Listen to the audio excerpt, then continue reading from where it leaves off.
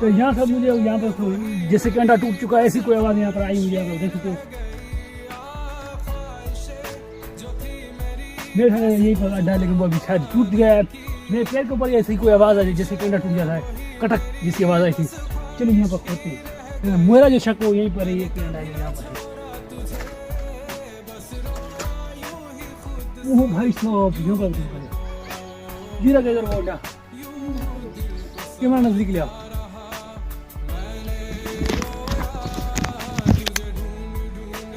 भाई साहब यहाँ पर देखो यार, शिट यार, ये मेरे पैर से टूट चुका है। यहाँ पर देख सकते हो। लेकिन भाई साहब ये अंडा अंदर से कैसे वो अजीब हो चुका है। बहुत गंदी स्मेल आ चुकी है यहाँ पर, देख सकते हो। वाह भाई साहब, मैंने बिलीव नहीं किया था अंडा, क्योंकि यहाँ पर अंडा था लेकिन मेरे घर से वो टूट गया था, मेरे पैर के नीचे आ चुका था। यहाँ पर वो अंडे के अंदर अभी